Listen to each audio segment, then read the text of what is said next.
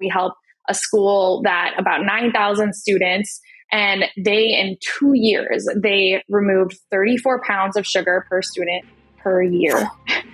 And without compromising the deliciousness of the food. They made the food more delicious, more culturally relevant, more sustainable, more organic, and they were able to reduce that sugar load. The kids today eat a bathtub of added sugar a year, so it's really important that we remove sugar from schools, and schools are right when we need kids to focus and pay attention, so to not be spiking them with sugar is really key. This is the Home of Healthspan podcast, where we profile health and wellness role models, sharing their stories and the tools, practices, and routines they use to live a lively life. Hey, Nora, so great to connect today. Before we get started, how would you define yourself? Hi, Taylor. Thank you so much for having me. So I'm Nora LaTorre, and I'm a lively mom, CEO, board member, angel investor, keynote speaker, and overall do-gooder. Love that. Well, super excited to get into it. To kick it off, maybe we could start talking about nutrition and the connection to all the good deeds that you do with your program. Incredible. So I'm the CEO of Eat Real, which is a leading children's health nonprofit where we believe that every child deserves a healthy, delicious future on a livable planet. And my journey really started, and I got interested in Eat Real and the concept of Eat Real when I became a new mom. And, you start to really think about what world are your children going into? How can you set up their lives to be as healthy as possible? And how do you set up your community and all kids to be healthy?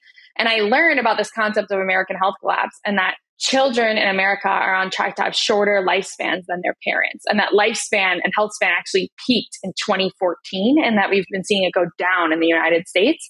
And so when I learned about this as a new mom, I thought, wow, we're not having progress happen in our country. We're actually giving our kids a shorter, less healthy, less happy life. And, I wanted to do something about it. And I learned that the biggest driver in the shortened health span and lifespan is actually ultra-processed food-related disease. So when you look at the biggest decline in healthy and long years, it's because of ultra-processed food-related diseases that are preventable too. Preventable things that we can prevent, ultra-processed food diseases like heart disease, certain cancers, diabetes, obesity, etc. These are ultra-processed food-related and lifestyle diseases that we can prevent. And so when I was as a new mom, I learned about this, and I thought, I have a background in food systems innovation, and more from a planetary perspective and kind of farmer perspective. And I thought, I helped build the fair trade movement, and wow, I can really help kind of connect that and really work on redesigning our food system to create nutrition security for kids so that we can ensure that they live longer and healthier and happier lives. And so that's why I got involved personally with Eat Real. I learned about what these top doctors were doing 5 years ago as a brand new mom and a brand new CEO, first time being a CEO. And I said, give me the keys.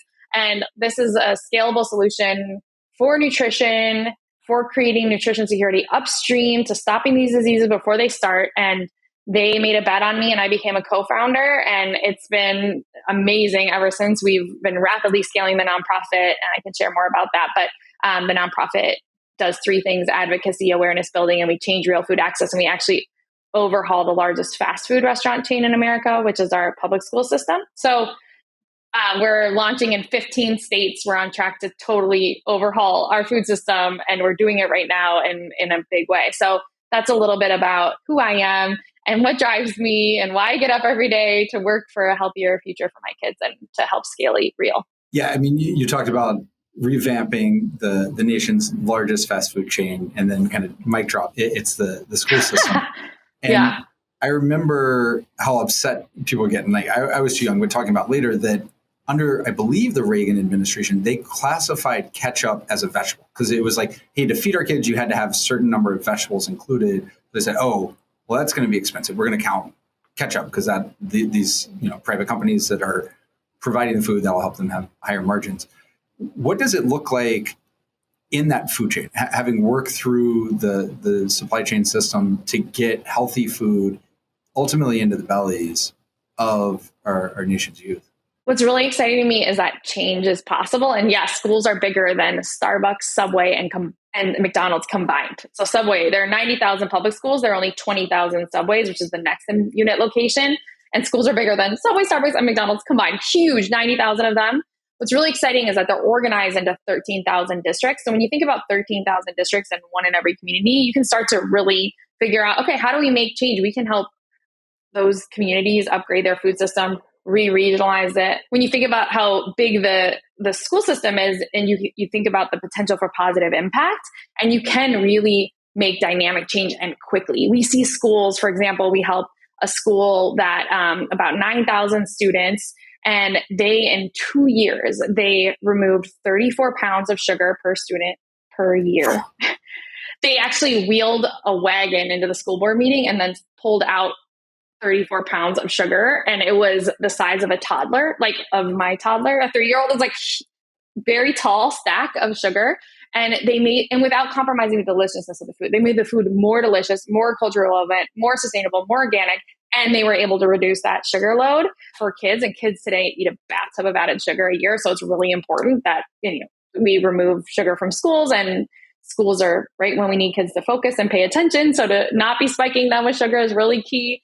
And type 2 diabetes soared. It's like up 76% in youth since the pandemic. So it was just a preventable processed food disease, and sugar is a big driver. So it's really important to get that sugar out. That's one thing that we did. But we also went from 5 local vendors to 11, largely organic. So super re-regionalizing the food system and keeping those dollars going to that restaurant from the community, really creating this farm to school network in the school.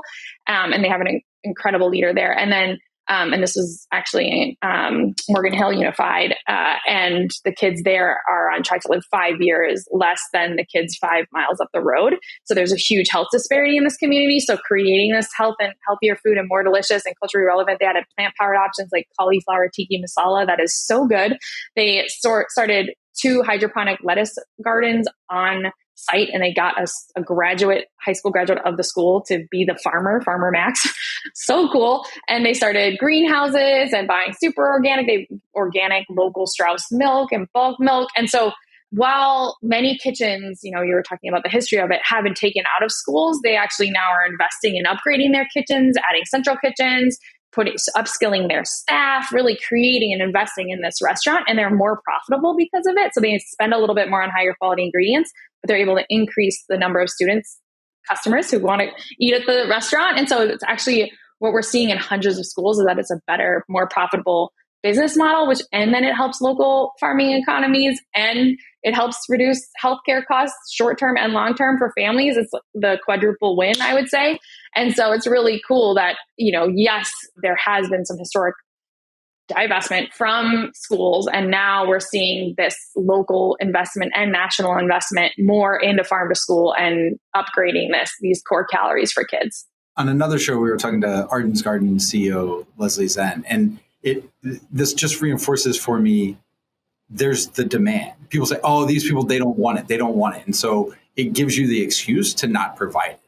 But who doesn't want to feel good? Everyone wants to feel good. Right. The kids want it, and the parents want it. Who doesn't want to give their kids better food options? Right. What parents nope, I only want Hostess. That's the only thing I want my kids eating. There's not a parent saying that. And when we know better, we do better. And every parent wants a better life for their kid, and they want their kid on the playground and in school sports and focusing on their academic success and not in the doctor's office. No parent wants to have to schlep their kid and have their kid be experiencing these preventable diseases. If you ask a parent, do you want your kids to have type 2 diabetes? Do you want your kid to, at 6, now they're testing Ozempic on 6-year-olds. Do you think that parent who's resorting to that wants to have their kid on Ozempic and deal with that? No, they want what they have to, and the system has been set up like that. But every parent wants what's best for their kid. And so we know our tastes are developed very early. So getting into the school system, getting in baby foods, like Tiny Organic, some of these other amazing companies out there doing that are super helpful. We're adults. Yeah. What does your nutrition routine look like today? And then how did you kind of come to shape that? Was it as you were going into motherhood and hey, I need to be more thoughtful about what I'm putting in my body because I'm growing a human? What was it that informed your journey? Yeah. So my background is have been an ultra mountain runner, rock climber, super active. So when I got pregnant with my daughter, I've been running a few miles to yoga class, and I was going to yoga class, and I went to a doctor's appointment. They said, your sugar levels are high. And I said, impossible. And they said, what did you have this morning? And I said, oh, an organic smoothie from the farmer's market. And they said, yes, but did it have protein in it? Do you know that you were that it was, was it mostly fruit and not a lot of veg? What was in that smoothie? And I just realized how much nutritional intelligence I was missing and how I needed to be a very quick study so I could truly nourish my daughter. And I started to realize how much sugar was hidden in everything, and that there are over 200 names for sugar. And it was just all around me in foods that I thought were healthy that were actually, full. So really it was like a sugar journey that started me on it. And then thankfully, I didn't get, gestational diabetes, and I was able to really feel like I could nourish my daughter in those critical, before she was born, in those critical months in my belly.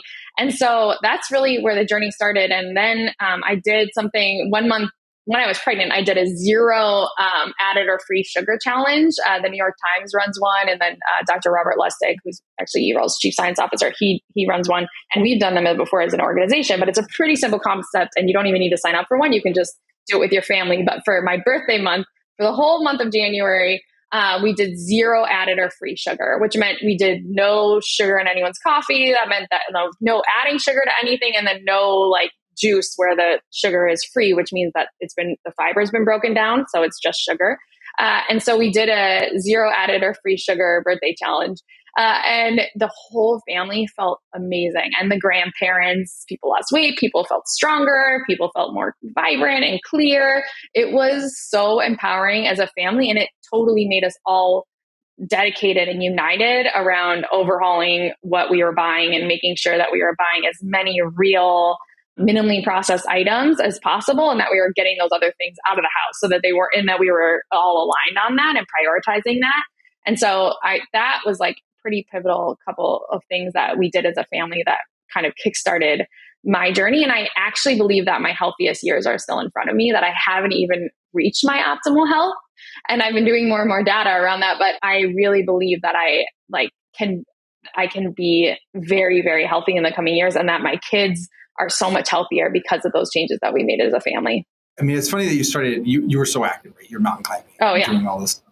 And I was similar, right? I was a very competitive swimmer, worked out all the time, and talking to my teammates now, man, if we knew then what we know now about nutrition, it'd be night and day. Because I never looked out of shape. I always looked in shape, but I ended up with a A1C that made me pre-diabetic because I'd have 2 cupcakes with every meal. I was just loading up on sugar. Because you can, or, I need fuel or carbs, or, And I heard the physical appearance is one thing. What's going on inside, it's a different thing. I just heard the story. A 26-year-old reached out, and they were a Stanford athlete, and they had no idea, and they were experiencing prediabetes. And they're like, how am I a 26-year-old former Stanford athlete and I have prediabetes? And we've had we actually had Sam Inkinen, who is incredible. He actually had a similar experience and talks about it publicly. And he's an extreme cyclist, amazing athlete. And he and his wife actually rode to Hawaii to raise money for Eat Real, our nonprofit, in a little tiny boat.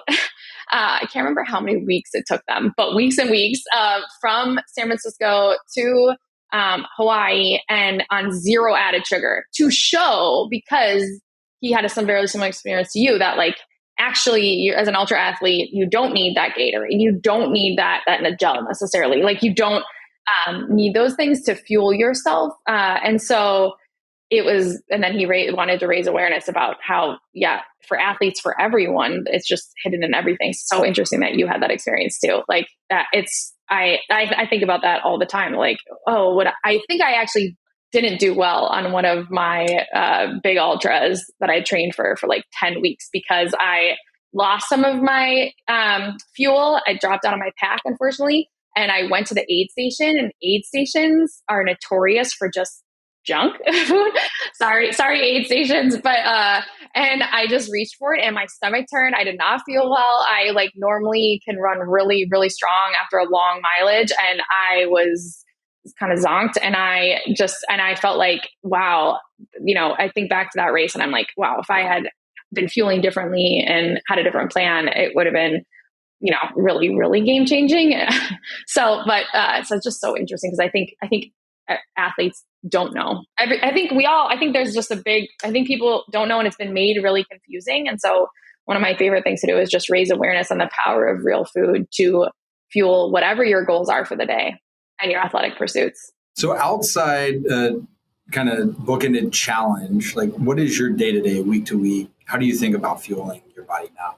Yeah. So it's so interesting. And it's always changing. It's like, really, I think it's one, getting in touch with your body. Like, what does your body need? And like really getting attuned to it and listening for it. And it changes, right? It's not, and I think it's important that it changes and that we don't have extreme rigidity, right? Or when I'm camping for 8 days in Yosemite with my kids, like we were just doing, actually, we mostly eat real food, but there are some adjustments that you have to make, or when I'm on the road, so it varies, I would say, but I try to, do a very low sugar in general, just low to no. And, of course I love a dark chocolate or things like that, but that's one kind of primary thing. I just cut that. I let that sit and stay with me after the challenge.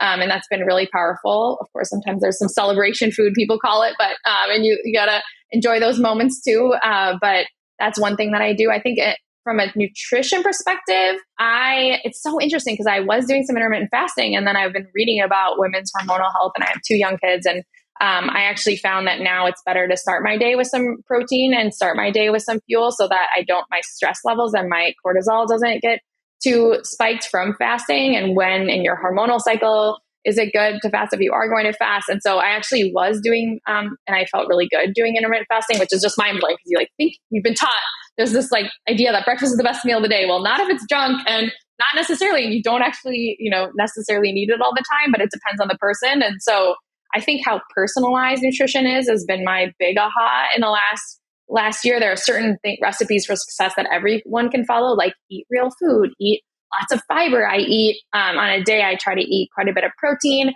I'm eating fermented foods are huge. Dr. Christopher Gardner is a big supporter of ours and Dr. Naidu, and they talk about how 90% of our serotonin is made in our guts and the brain gut microbiome, and how you really need to be feeding your gut fiber and probiotics. And so that's like dill organic pickles and kimchi and sauerkrauts and kvass. Like I am eating lots and lots of probiotics throughout the day and as a side to a lot of things. So no sugar, low sugar. So I cut kombucha, even though I thought that was a health food, you think that, oh, that's so great, but doing things like that, eating a lot of protein. We shop at our local farmers market with the kids. They get to pick out, maybe we'll have a purple theme one day, or we know our farmers. We've gone and visited the farms. Actually, they have family days sometimes. And so they've picked blueberries off the bushes at the farm. So we have a lot of food around that we, get as a family, and that it's a family activity. We also have a little garden that teach the kids how to grow food and that we all participate in. And so a lot of, it's pretty simple, but I really try to eat fiber and vegetables and protein and minimally processed things and drink a lot of water. I think hydration is really important. And then what's been super fascinating is instead of fasting in the morning, I'm eating to sleep, which means that I am having dinner super early. And I actually was thinking the other morning, we should redesign plates. Like the breakfast plate should be the bigger plate, and then a lunch plate, and then the dinner plate is even littler. And so I've been trying to visualize my meals as those breakfast is the biggest plate and lunch super nourishing and is a medium size, and then a smaller plate. And so eating to sleep for me means I have an Aura ring, I'm an Aura partner, and I love Aura, and they sent me this, and I'm a big fan. And the nights that I eat late, it really affects my heart rate at night. It affects my sleep quality. It affects my resilience scores the later and closer I eat to bed. So one thing with nutrition is also just knowing your circadian rhythm, knowing your sleep rhythm, and eating to sleep is something really interesting. So the earlier I eat, the better. And so, I know some people think, oh, you maybe Brian Johnson talked about how he had at 11 a.m. dinner at 11 a.m. I'm not there, especially as a woman and fasting and all that. I don't do that. But thinking about we have family dinner, and eating together is really important for kids' development. So we have family dinner super early. It also gives you more time to enjoy evening light and all of that. and wind down and go for a walk after dinner. But I really am trying to like eat as early as possible, and then cut food. And I have like, I try to not drink too much alcohol, and I have like a magnesium cocktail, which is my new ritual and I don't put juice in it. I just have like a magnesium mocktail. And so with my husband, I make this little magnesium, such nerd, but it feels great. And I like have been rocking my sleep scores. I've been getting like in the 90s, and I'm feeling so vibrant. And that's why I say, I think my best health is in front of me, because I am learning what nutrition fuels me, what changes to make, listening to my body, trying different things, getting the data, etc. On the mocktail with the magnesium, one thing I just started a couple of weeks ago that actually was a podcast guest recommended to throw into my magnesium cocktail is a tart cherry. I've been seeing that. Yeah. I went to our local co-op and I got a magnesium version that was like pretty, like hardly any ingredients. And I cannot stand the flavor. Like I can't even stomach it. I don't know. And I thought, maybe I'll put a tiny bit of tart cherry in it, but tart cherry juice, I don't know what it does then to like your glucose levels, et cetera. And so I don't know, have you been monitored? How's that been working for you? I sometimes wear a CGM. I haven't since I started this. Yeah, I will curious. say, I shopped around quite a lot to find one that is super, super low sugar for that reason. So I'd have to figure out what the sugar content is. Yeah, I'm curious. I'm just worried. Some of the mocktails are like, okay, great, you're not having alcohol, but you're having so much sugar, right? And like a juice is a free sugar. So just thinking about that. But you'll have to tell me what your mix is. I actually just do magnesium. It's like a berry flavor. Oh yeah. That Rhonda Patrick had recommended, and then I just put that in with it and shake it all up. Okay. I've used like Dr. Will Cole's, and I've used Bia before, and then I went with just kind of a straight magnesium, and then it was a little bit too intense. So, but my sleep scores were rocking. So, yeah, it's just interesting. Is like, as you have these new rituals, and then you're like, how does this work for my body and for my family, and just being really attuned to it. It's like waking up to just being aware. Working with Dr. Lustig, have you tried Munch? Have you used that at all? I haven't. No. Okay. I have some in my fridge. I forget to use it, and like, I'm eating plants the whole time anyway, so I think I'm probably getting all the stuff you need, but I would just be curious since you actually work with him. No, I haven't seen him. We haven't I haven't seen him in the last month or so. I'll have to ask him about it next time I see him. Yeah. I mean, that's the big product he launched. It pulls in the gut, I guess, all these kind of free radicals, helps you metabolize food better. It was on huge back order. I think I ordered in December and it took forever to come. Whoa. It's very, very popular. I'll check in with him about it. It's called Munch. So besides magnesium, are there any other supplements? Like, do you add protein in, or you just get everything from your diet? Are there any supplements you take? Yeah, I add protein, and I've started adding because I've been lifting more. And I started my morning this morning with Pilates. Like, I've been adding some protein and creatine a little bit. So I've been doing that. And protein powders, I love like Be Well by Kelly's protein or Chuvani's protein, like clean, very few products, or just like a grass-fed protein. So adding that in terms of beverages, just because I'm trying to drink so much water, and I'm on this cortisol journey of which my cortisol levels weren't too high, but I worked with my integrated doctor, and they were just, even though I do this thing function test, and I've been an angel investor in function, and I love it. And it's been so fascinating to get over 100 biomarkers and really understand how then are the habits that I'm practicing impacting my biomarkers. And so my cortisol, my integrated doctor said it was creeping up a tiny bit, which makes sense. I'm like a CEO. I'm on big calls. It's like big, it's a big job. I'm traveling a ton. We're passing policy. Like it's a high stress job, but yet I love it. I think a lot of it's eustress. I think most of it's positive, but she said that they were creeping up a little bit. So I just looked at kind of what I was doing and how I was doing it. And I do love morning coffee, and I was drinking it on an empty stomach. So now trying to just think about, how do I have a meal and maybe some broth, and then have a cup of coffee. So funny. I had a total health fail. I wanted to cut back on my coffee. So I was like, okay, I'm going to create a new ritual. I'm going to get a little mug. I wish I had it in here. So I bought this like handmade mug by this cute artist on Etsy. And I was like, okay, this is going to be my morning coffee. And I have this pretty mug, and I can cut back I won't have 2 cups a day. And I'll just, I cut coffee really early just for sleep and stuff, but I do like a cup or 2. And so I was like, I'm going to pour it in. And my kids saw it, and they literally laughed at me, which they don't never like just straight up laugh at me. They started laughing at me. They're like, Mom, what is this? and it looked like a little doll's cup. It's this big. I was like, that is not going to work. That is like, it's like, and my son took it, who's 3, his little hands fit in it much better. I was like, what? And I'm sure my daughter's going to take it for a doll. It was so funny. It's like too small. I can't have that little coffee, but now I was like, oh, maybe I'll have my coffee and collagen with that. But it's a collagen shot mug. But I was like, so instead right now I'm having like Peak, the coffee alternative. And so I have like 1 cup of coffee, and then I have my big Peak mug with like, and I'll have, I don't know if that's actually how you say it, but, and so I'm doing like some coffee alternatives. I like traditional medicinals, probiotic, chai. So I just am, and then just drinking straight water a lot. Did you use the Oura Ring like stress feature to kind of figure out that coffee was the thing kind of spiking? Because I feel like it's kind of taught me, like how you said, eating late too. Like if I put in the little tracker, like what I did, it'll actually show you a consistent trend. Yeah. I mean, that's what's so interesting about Oura. It's like, yeah, you can see it, you know, after you have a cup of coffee, you can kind of see your heart rate level. And you can see your heart rate. And then, I mean, I did one done, I don't know if you've done the meditation in there, but it was a 5-minute meditation, and I did it for 2 minutes and did yoga for the other 3 with it.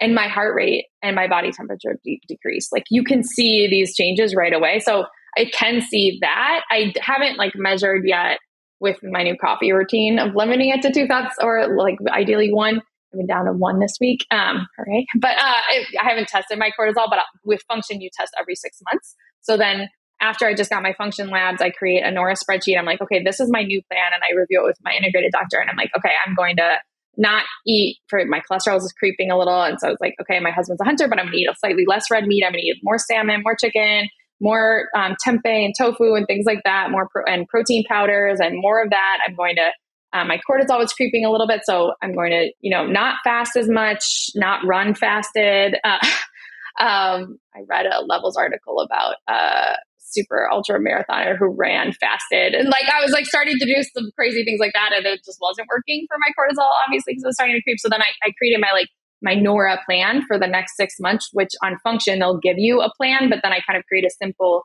here are the 5 things that I think will really move the needle. Because there are 100 things you can do, but what will really, really move the needle. So I take my Function lab test and my Oura Ring data. My Oura is like my daily feedback or even like real-time feedback. And my Function test is really understanding then how those things change. So I think those are great tools. I'm a nerd. Really structured. You've mentioned a few times, right? The ultras, the running, starting the day with Pilates. Now with being a CEO, running a company, changing policy, being a mom, what does your fitness routine look like now? Realistically, knowing everybody gets 24 hours a day, like what is it that you actually are doing now? I kind of think if we live 5 days in every day, then we can live to be over 300. So I kind of like dispute that, but that's just generally my theory. But it's real. I think like movement was one of the hardest things for me. Like I was pregnant or breastfeeding for 5 years, and I was a CEO, and so I was like working a ton or with my babies, like, and I just didn't make a lot of me time, frankly. And I was eating really healthy, but I wasn't moving. And I think that combination and then stress reduction where you can, like I even started circular breathing before night, and that will increase my sleep scores a lot if I just circular breathe for 3 minutes. So I started to make more of those me moments. And I think instead of like just me time, thinking about me moments, because I used to like, before my baby was born, run to yoga. And I don't have time to necessarily, I can't run to yoga right now. I'm like checking email. I have early morning calls on the East Coast. And so I've been thinking about like snackable movement and like me moments and doing more things like the 7-minute workout on the New York Times, like just in between meetings, getting out and moving around, because it also lowers your cortisol, they're finding. And so I actually have, I have my Nora personal sustainability plan, which I actually set goals at a 3-year, 1 year, and then weekly level. And so every week on Sunday, we have family meetings, but then I also look at my calendar and I schedule on my calendar, both all my meetings, and I'm working with my EA, et cetera. For my work meetings, I work with her the week before, but on Sunday, I look at everything that's planned. And then I look at, okay, what is my workout schedule now? And where can I schedule these me moments or even snackable workouts? And so I actually look at it in a day, and I'm like, okay, like this morning I did wake up and get to Pilates. I can like wake up and get on the Peloton or move a little bit, or I've been walking my kids to school recently. And so that's been really powerful. So just like, I actually am like, okay, I schedule it on my work calendar and everyone can see it then. And I think it's encouraging for the team too. Just be transparent about it, encourage your team to do it. And I put on there morning Pilates. I put on there, walk my kids to school. And when I'm going to be back online, I actually put on there if I've been going to Pilates over lunch a little bit, like just jumping down and getting in a class. And I found like the online classes, I want to do those more, but if I just have to sign up for a class and I can get a charge if I miss it, it's actually like I do better going to a physical studio, and it's something I did pre-baby. So it makes me feel like me, right? And so I schedule it, and then I work in workouts whenever I can. A bunch of us on the team got treadmills under our desk. So we've just made it normal to I have 2 board meetings this afternoon. I almost did it during this because I knew you'd be cool with it, but I have a treadmill and often I'm just walking and talking. The problem is I talk with my hands and sometimes I put the emergency brake and then I'm like flying in the air and it's a little dangerous, but I like walk on my treadmill, but all of that I schedule. So I'm like, okay, I'm doing Pilates this morning. I'm walking my kids to school. Then it's like go mode on meetings, and some of them, maybe I shouldn't be on a treadmill. They're like maybe with policymakers or, like folks like that in schools that can't be on treadmills. But you're and then literally walking the talk. Like literally you're walking the talk. Sometimes I do. So They're like, good. That's the, yeah. So I try to. Yeah, but just scheduling it, one big workout. My husband and I go on workout dates. So we actually run together and we wear weighted vests. We're either hiking up a big mountain and that's our time together. And that's like our dates, too. So we have workout dates, and it's like a way to it's actually a healthier date than going to a bar or going out to dinner. So we've been loving that. And I schedule that weekly. I look at my calendar. I'm like, when can my husband and I go on that? Because it was date my husband weekly was one of my goals. But if it's a 2-for-1, and I'm Minnesota and we love 2-fers. So if we work out together and we go on a date. So I definitely look at my whole calendar and then I map those moments, whether it's which team meetings can I walk in. And so that I'm like, can I hit my goal on Aura, my movement goal? If I do those things, and I can kind of, now that I've been wearing my Aura ring for almost a year, I can calc it and be like, okay, yeah, if I go to Pilates, and then do a walking meeting, I'm going to hit it by this time and feel good about it. So there's more that I want to do, and I have other goals, but that if I just do that, and then like a lot of it's moving with the kids too, going on bike rides together, they love hiking. My kids like hiked up Mount Tam the other day. Like it's how do we as a family really move together and stay super active? Or she's learning baseball right now and she loves tennis, and how do I just stay moving with them too? So, and then what are my personal me moments? What are my moments my husband and I can move together? When are we moving as a family? And I'm really intentional about it because I wasn't good at it for like 2 years, and I wasn't feeling good because I wasn't moving. And so I'm feeling so much better now that I'm moving more. Yeah. I mean, fitting things around your life as opposed to trying to fitting your life around the things. I'm a big proponent. We also plunged. My husband and I are very competitive with each other. We plunge in the morning, not every morning. But temperature and for how long? Yeah. So it varies. I'm a colder kind of, I like it. Like I'm like trying to go towards 39. But it depends. Okay. It's like, or it's like, I think I did like 5 minutes at 44 yesterday. So like, it depends on if I get in early enough, if I get in when it's cold, like when I also like to, sometimes do it in the evening, at least 6 hours after a big workout. So then it cools me down before bed. And so, which we talked a little bit about, like, sleeping a little bit colder is something I've been working on. So it depends, but I really like at least 3 minutes. And I usually go for 4 or 5 because my husband can do 3. So then I have to go a little bit further, and I put on my Zach Bryan song. And then if I hit 2 songs, then I know I'm going over. And I have my whole routine, and I go after him, so I know his time, so I can beat his time. And then it's like I kind of try to stay around 44, but ideally I'm like down towards 39. And I can go longer, but I'm Minnesotan again, so we like jumped in cold lakes growing up. So like I'm Viking, I should be able to do cold plunging. It's like part of my identity, So I was going to jump in on the sleep, but before, I was going to say Peloton, right? You talk about going and do the classes and the whole social aspect, which I absolutely love, the social fitness, kind of the 2 for side. But understanding with everything you do and the travel and the speaking, you're not always in an environment where there's an easy class to jump into. Is there anything you have other than the Peloton at home or that you travel with to say, hey, here's something I can kind of easily do on my own to get some of those exercise snacks in or some of that movement? Yeah. I mean, so my husband's really good about after we plunge, he does push-ups, sit-ups, and deep squats. And I have not gotten that. And my goal, like I like see the goal of 100 push-ups, and like my integrated doctor told me to deep squat my age daily. So I like see that I need to do that. I try, deep squats are something that I bring. That's like, you don't need anything to deep squat. And so like, that is something. I bought some resistance bands. So if you have any recommendations on workouts of that, I want to do more resistance band workouts. So that's one of my goals to try when traveling, because I travel so well. See? I always have my resistance bands. No, I have them here. I just bought them. So I want to do them more. But I think deep squats are huge. I also think when traveling, walking meetings. So I go to LA, I go hike up Runyon. I'm in New York, I'm walking the High Line with people. Like I actually schedule walking meetings, or like, hey, let's do a loop-de-loop, as my son says. And so I will schedule more moving meetings with people. I'm going on a hike up a mountain with a meeting tomorrow. So I think I'll try to do that too. But yeah, do you have any tips for that? I'm always like trying. Also, like, you can sign up for local workout classes. When I'm in New York City, I'll go to Pilates with my friend LaTorre, and she like is the one who got me into it.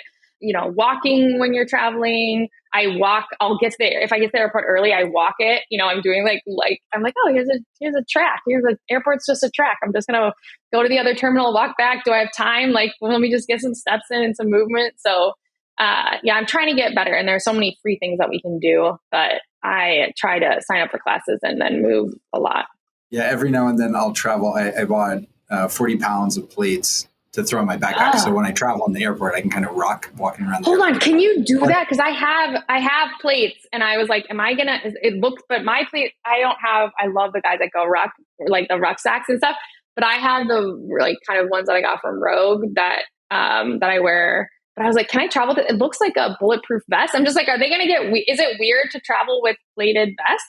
Can I travel with my plated vest? I'll be that person. I don't know on the vest. I know on the plates, like it definitely kicks off the scanner every time. And then, so your bag gets pulled and they're like, oh, what, you have weights in? Yeah. Okay. I see it. Like they get it. Oh, but you can travel with weights? Okay. You can, it just depends. I think it depends who you get. So I can't 100% promise, but I have not had them confiscated.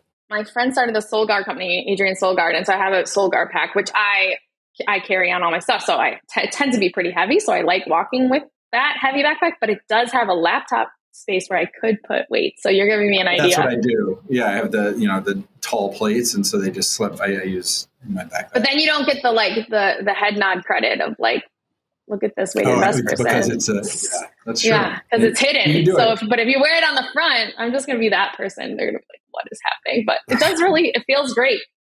Yeah. So you touched on sleep, and it sounds like cold before bed is part of it, sleeping cold. What is your sleep routine? The magnesium side of things? Like, yeah, you sound very deliberate and using a lot of data. So it's funny because I was not a data person. Like I am a data person, and like I study health trends. I'm like in my work, but in my personal life, I wasn't like, weighing myself already. I'm not obsessive over data, but right with my Oura ring, it's kind of like opened this whole new world for me. And so for sleep, it's eating to sleep. So eating early, having magnesium, not drinking too much water too late, etc. Like minimal alcohol, like maybe a couple times a month, or like I'm really trying there. And I'll be that person. I'll like be going to work event and I'll have magnesium powder that I like put in my own like mocktail. That person now, but or I'll just or I found that if I have one mezcal margarita, that I think like the lime and the acidity, and it just like doesn't affect my sleep as much. And if I then walk afterwards, so I just had one of those in New York, and but then I'm like, well, I just spent all this time putting probiotics in my stomach, and then I'm just going to sterilize like the good bacteria and the bad bacteria. Like what? So I try to minimize alcohol as a big, and if I don't, then my heart rate is up while I'm sleeping. My sleep scores go down. Like you see it, like 1 or 2 drinks with your Oura ring when you do drink at night. So yeah, Taylor, you're nodding out. It's like, it's like you can just see what's happening. And so minimal alcohol. So it's kind of like, what am I not doing too, right? And what am I trying to be really intentional? And it's like 80% of the time, like I do take red eyes because I'm a mom and I want as many wake ups and good nights as possible with my babies. And so then to be aware of that and minimize that where possible. And then to have 80% of the time, I'm like going to bed shortly after I put them down. But so in order, probably eating to sleep, and this is like what works for me. This is not, I'm not like prescribing this to anyone, but as like I've been trying and testing different things. Eat to sleep, magnesium powder, no alcohol, evening walks or light after dinner, or walking, just even like house chores. You get some credits on your ordering for that, but like just moving your body a little bit, but gentle, and like just kind of calming your nervous system and your parents' nervous system. Just like I'm obsessed with their HRV score, which is you want the higher the better. And so I was getting in the 20s, which is low. And if I take a red eye, it's super low. Yeah, bad news, right? I don't know. I can't ask you your HRV score, but it's like a thing that I will ask friends is like, how's your HRV doing? Not like, how are you doing? Like, how's your HRV doing? And like, are you getting deep calming rest? Like how are you really, really doing? But now I'm up in the 40s and like high 30s, and I like feel way better about it. But you're like, that's still not that good. But I don't know. It's highly personal, yeah. right? Like I play in like the mid to high 40s for the most part. And my mom's like 150 to 200. I mean, my mom's just crazy. No, she has a Sleep Number bed, but like I'm on Whoop, and I have a friend that's on Whoop, and he's 120s consistently versus my 40s. I just had to look at mine. I'm like, I'm 121. Yeah, so you're crazy. Yeah. And the younger you are, the higher it is. And then as you age, so I'm actually 30s for a 38-year-old is like pretty normal, I think, based on Aura's data. And so now I'm in the 30s and getting into the 40s. And so that's super interesting, because I get like 91, 93 on sleep. I get super high in Aura and sleep and resilience and deep sleep and all of that. But then my HRV was lower, and I'm like, okay, how do I get my nervous system calm? And so that's where the circular breathing before bed is. I'm curious what it would be on Whoop. So this is another thing that I think you, being a data person, might be curious about. So Apollo Neuro. Oh yeah. So it's haptic. So since I started that, my HRV has gone up like 10 to 15%. And my resting heart rate's gone 5 It's like, how do you like, it buzzes you? I feel like it's a little bit of like a shock collar. Yeah, it's a vibration. Yeah, but it doesn't shock. Yeah, it's just vibration, this pulsing. But it's not a shock collar, you're saying. It's not clear, measurable difference in both my resting heart rate and HRV since I started. Yeah, I did. They were doing a trial, and I meant to try that one. And then someone said that I could try the Elamind, which is another one that comes up. That's that you wear. It's like, looks like a crown.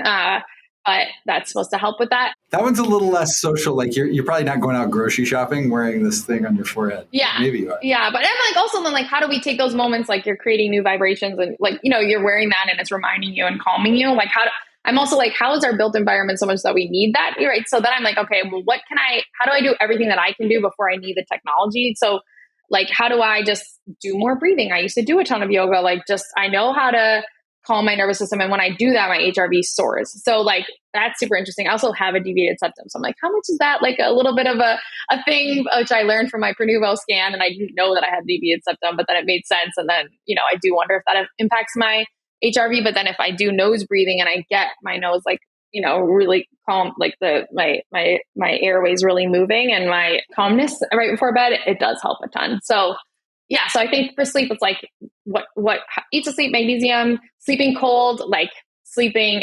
We don't have where I live. There's not like air conditioning and so it's hard to regulate the temperature. But I'll just open windows before bed. I'll get my body cold. If I take a shower a couple hours before bed, that's a really calming thing. Just a warm shower or warm bath.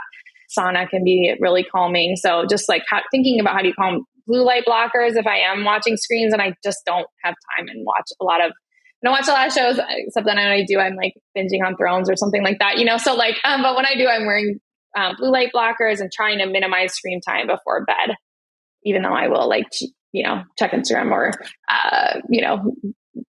be triaging my inbox, which is something I'm working on of like, how do you have kind of a landing station for your phone where when you come in the room, it's like at a certain time, hours before you go to bed, your phone goes to bed. Like, how do you put your phone to bed and then put yourself to bed so that your phone isn't putting you to bed? And so that's one thing of just like, so that not only the light, but then also like the dopamine hits and kind of the response that you get from, it feels like you're like playing a casino game. I don't know if you feel like that when you're reading your email, but like, did I win? Did I not win? Did they say yes, they want to support Eat Real? Did they not? And so you're getting all of this, brain activity when you really need to be calming down. So the nights where I just really center with the kids, we go on a walk, we play together, I read to them, and I go to bed shortly thereafter, it's like definitely the best sleep. I feel like this is a good point to transition to kind of like mindset overall. Like you mentioned that you do breathing, you do some meditation, spending time with your kids. So how do you, try to maintain that positive mindset that's really important to, longevity and just a good outlook on life? Yeah. When it comes to mindset, I think the number one thing that I do is stay positive. I just like woke up this morning and I was just so thankful to be alive. I'm going to cry, but I just like feel this like deep gratefulness just to like for my family and just like starting my day so thankful. And I sing this thing to the kids where I'm like, good morning. Today will be a good day if you choose. And so we sing it together, this little jingle, and it's not exactly how it goes, but the idea is like, today's going to be a good day. It is a beautiful day. Let's be thankful for it. And if we keep choosing to have a good day and keep choosing positivity, more positivity will come. And so positivity is so central to my mindset, and really choosing, despite hardships, despite life, despite stress, like just choosing to see the good and the positivity and the light. And like sometimes I'm like feeling like I wear this necklace and it means like fire or light, but just like really, and my name Nora means light. Like, how do I just like really feel the light and the positivity of life and the gift of life and be thankful, and then choose positivity whenever I can in the moment. And so that's, I think, probably most cornerstone to my view on life is like just awe and thankfulness and gratitude. And then secondary would probably be, I just did a post on LinkedIn about endurance, but I think just like I do well on like long, hard mountain days. And like, that's just this like not giving up, like my friend Katie Sevens and I talk about, and she talks about having a determination reservoir, an invisible determination reservoir that you can just tap into, or like or I follow Courtney Dauwalter, who is the top female ultra runner. And I'm obsessed with, she creates this thing called the pain cave where she goes. And it's like a mental ability to, or they talk about the fourth dimension of endurance, which is not fatiguing. And you can kind of just mentally have that grit and that endurance that you can withstand and keep going despite those hard moments. So then I like lean on the positivity, and I have this idea that, and confidence in myself that I can just like withstand, and that yes, it's hard and I can do this, like that positive self-talk, right? So it's like having the positivity and then like giving myself that positive self-talk. And I've been working with my kids on that of like,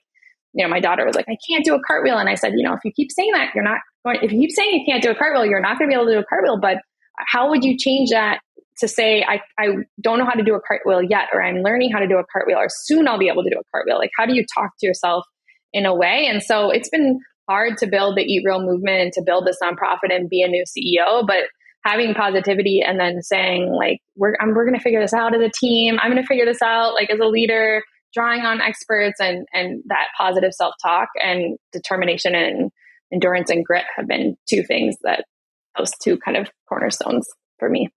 We've talked in and around it a lot with the Eat Real movement and organization you're running, but this idea on the social connection and the purpose, right?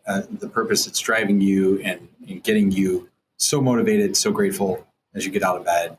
And then also the social connection you're building with that, not just with your kids, with your family, but with this broader community.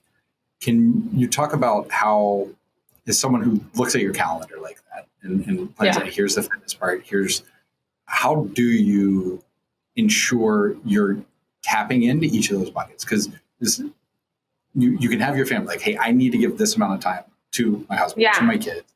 I need to do this amount of time to go build this huge movement. And that's hugely purposeful, but because it's so purposeful, it could eat all the other opportunities for social connection. So how do you think? And sometimes it does. Like some weeks I'm like in crush it mode with work, and it's a big week. And then I'm like super mom on the weekends. And I also like have to have an hour for myself to just like take a hot bath and chill out, So like, it's not like I have perfect balance all the time either. And I'm like, give myself grace on that. But yeah, I think and like plan, and then also be flexible. Like I can be like, hey, the night before, like on Friday with the kids, every night we try to say, okay, what were the highs and lows of today? And then what's the plan tomorrow? And my kids then help make the plan. And then they feel a lot of autonomy, leadership. And, we want to go to the farmer's market first, or let's play first. And then let's go do this. And, we talk about it. We plan as a family. So we plan, but then we're also flexible and teaching them like, okay, and then sometimes something changes, or then you get invited to this really exciting birthday party last minute and you go to that and that's magical. Or, okay, but today didn't go exactly how we went, but then because, this happened in Yosemite, my son, unfortunately, because the roads were windy, going into the valley, he puked, and it was like such a tough moment and it threw off the plan. But then we found this magical river, like they like played, it ended up being amazing. So we talked about like, okay, that was a really hard moment and it wasn't good that Nico's tummy hurt, but we made the best out of it. And, you plan for certain things and then you're flexible, and then something positive can come from even tough moments. And so like planning really rigorously and then being flexible, I think, is the name of the game. And so I think figuring that out, but then figuring it out, like when you look at your week, your 3-year plan and your 1-year plan and I have a talk coming out about this, about your personal sustainability plan, but like, how do you plan and then leave some flexibility too? And then look at, okay, what didn't work about last week and how do I plan differently this week? Like I did feel burnt out at the end of the week, or I felt amazing and that worked really well. I want to repeat. What were the key things of this week that really made me so effective at work, feel like an awesome mom, et cetera, like, and what things you need to adjust. And then like someone gets sick and everything goes out the window, but like things happen, but thankfully the kids have been pretty healthy. But this is like, I actually did a rapid, right? This is like a little circle chart, and anyone can just do this exercise, but it's my Dream Awake plan. And it has and you make different buckets. So like it has family in it, it has friends, it has the community, it has service, wellness, my job, my financial goals and financial initiatives, et cetera. Like become an angel donor was one of my, or an angel investor was one of my goals this year. I wrote it down. I worked on it. And so just thinking about what are the buckets of your life and what proportion do you give to each of them, right? Like how much, you only have so much time, so many hours. So what, family was my first one there. And so what does that look like? And what are the sub goals for each? So it was like date on it. It says date Diego, my husband, and do 2 epic family trips. So we went to Yosemite, we stayed up, we went to Europe. Like, so like what I got really clear about what success looked like that for those buckets. And for like friends and community, yeah, it's all personal preference, right? An introvert or someone who's shy may have different than extrovert, but what is your dosing or kind of balance there? And then how are you making sure you get that in, given everything else you're trying to accomplish? Yeah, and I don't always get it right. And we have a multi-generational, multicultural house, and so we like my husband's parents live with us, abuelitos, the grandparents, and so it's like we have our family unit here, which it's how many times are we having family dinner, and like those are social things too, right? Or playing cards together, or having a barbecue together, and something not in the like every day. And then for friends, I think one thing, and I haven't actually like written this down ever, but like, who are your core people, right? So and I kind of know who are my people that even if they're not checking in on me, I'm checking on them regularly. Like one of my best friends in LA just had a baby. And so like, I'm trying to see her regularly. I'm checking in on her. I like, how can I show her love? Or another friend on the East Coast just had a baby. So like, how do I use different love languages, all 5, to like, send her a note or send her a package and text her, and whether it's like gifts, quality, when will I have quality time with her, when will I see her again, but like actually who are those core friendships, like your inner circle. And then what does a really good flow? Or one of my other best friends who lives nearby, I only see him quarterly, even though he lives nearby. So or like maybe quarterly. So I'm like I want to see him more. So how do I just like show up and whatnot? And so I think it's just who are those people that are so important to your life and why, and like how, and being really clear on that. And then designing and finding time and being like, just putting yourself out there and being the one to really initiate, I think is really important. And then like, how do you do things together that, are those 2 for 1? So you're like, have a meal together. Like you need to cook anyways, like cook together, cook for the week together. Or my friend is coming in town tonight and he's staying with us, and tomorrow we'll hike up a mountain, and then he'll, and we're also going to talk about work. And I have he's like an advisor. So I'm like going to ask him a bunch of questions, but I have my questions for him, and then he's coming to a work event with me. But, it's like, how do you, in especially as adults, I think you have those friends where you can do multiple things together. Like you can do healthy things together. You can do nutrition things together, you can do activity things together, and you can be building your friendship while you do it. So more and more the people that I'm spending the most time with are those same people that values these buckets that you're talking about, where we can do those things. So I think it's like being really intentional. Who are your core people and why? And like, so it's your core people. And then I have my Nora board of advisors. We have a formal board. I have a philanthropic board. Like I have these networks of people that I go to for counsel, for advice, that we have projects together. I'm on other boards. I'm a very active community member, and I'm a pretty a big extrovert, and I draw a lot of energy from people. And so I know who are my core friends, and then who are these other networks that I'm actively trying to be a good community member of. You've covered so much. Before we sign off, with everything that you have going on, everything you do, if you had to just pick 5, you're like, these are my 5 must-haves that I need in my life to kind of have my healthy routine, what would your 5 must-haves be? It's funny. My godfather figure in New York City, when I moved there for college, he said, you need 3 things in life. And he gave me 3 rubber bands. And we were in Brooklyn. He's like, you need people, passion, and Pinot Grigio. And I was like, okay, I'm not into the Pinot right now. But I think like the people is number 1. My family, those close friends, those advisors and those people that I'm working on building things with and trying to like squeeze the joy out of life with. So the people, I think, and I think that's what life is all about. People, personal passion, like having something, whether it's in your work or your volunteerism or in your life that you're building, that you're like trying to grow and that you're dedicating to, and that can be multiple things. But I think people, passion, nature is huge for me. Just like, that's when I get that quiet time. That's when I become an introvert. That's when I take breaths. That's when I'm moving meditation, and I get the light. And we used to just be outside and move so much more. And so nature for me, and I used to be a city girl. Like I lived in New York City, Minneapolis, LA. Like I love cities, and because of all the people, and I more and more just finding time to be in nature and enjoy that sunset and savor life and breathe it in is really key. So people, passion, nature. 5, like food and sleep. It's like nourishing yourself with food and sleep, just like taking care of your body, and that's food and sleep. I think that's what is life like. Yeah. People, passion, nature, and movement. Yeah. Nourishing your body. The next one, if someone was to start their health journey today, what would you tell them to start with? 1 or 2 goals that you can just set your mind to and try and get started and move towards. I think like I did the sugar challenge, and then that led to something else. And then you start habit stacking, but 1 or 2 things where you're like, you really identify why you want to get healthy, and then identify what are a couple things that you can do to move towards that state of health. And so just getting started and picking a couple things and starting there, and it's going to lead to a bunch of other things. And so getting started and getting curious about yourself, about your body, like starting to nerd out, listen to different podcasts, listen to more of these podcasts, like just like open your mind and your heart and get curious about it. And if you're getting started and you're getting curious, you're going to start moving in the direction, and you're going to quickly start feeling amazing. Moving in the direction, like everything's been on this health journey, getting healthier, right? You said your healthier days are even ahead of you. Do you have one guilty or not so guilty kind of like, this isn't healthy, but it's totally worth it when I do it?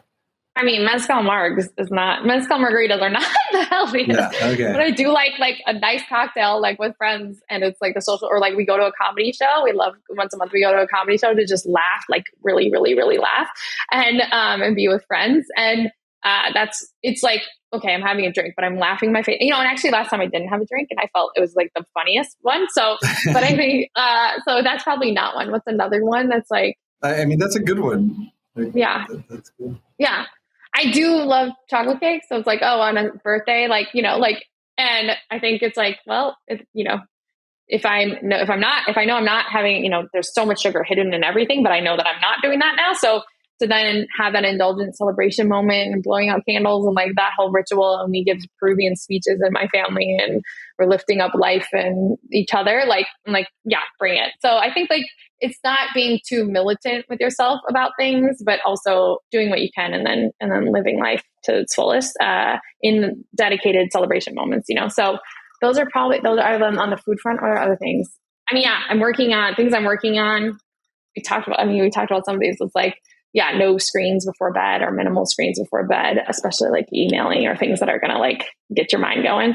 I'm like by no means perfect and I'm like living in this life, so, but I just try to do what I can. Yeah. I mean, it's a good reminder. What is it all for? Right? You could spend 24 hours a day optimizing to buy that extra 10 minutes. Or is it, hey, I'm doing it so I can live this vibrant life in the first place? Right. I want to, I'm not trying to, I mean, I do study longevity. And so this woman, Edie, just passed, but she lived to be 116. She's the longest living American. And she, at 103, and I have a different talk coming out about longevity. At 103, she wrote to her local paper, and the title was "Come Dance with Me." And she was finding a new dance partner at 103. At 114, she threw herself a birthday parade. So like the whole town came out. It was like a huge thing. And so those are like longevity goals, and that's amazing. And if I can live to 80 and really healthy and like hold my kids' hold my grandbabies, hold my kids' babies, like you're seeing all these like fitness 80-year-olds right now on social media, and they're like running on the beach. And my 90-year-old great aunt is like taking one of her grandkids to a different country at 90 every year. And like, if I can live like that long, great. But what I want is to like have my health span equal my lifespan. And, if I can live this I want to live vibrantly now, vibrantly in 10 years, and vibrantly until I die. And then, and for me, it's not so much that I want to live to be 123 or the oldest living American, but I want to soak up everything of life right now and live long. And so it's a balance of how do I, I'm not necessarily going to bed at 9:00 every single night, but like, how do you balance the now and the future and be building for like optimizing for both like a vibrant, healthy life today and a vibrant, healthy life now and into your aging years. I cannot think of a more perfect way to summarize why we do what we do, why we do the show, Totally. And why you are a Healthspan role model. Thank you so much for coming on today. Thank you. Thank you so much. And thank you for leading this conversation. Thank you for joining us on today's episode of the Home of Healthspan podcast.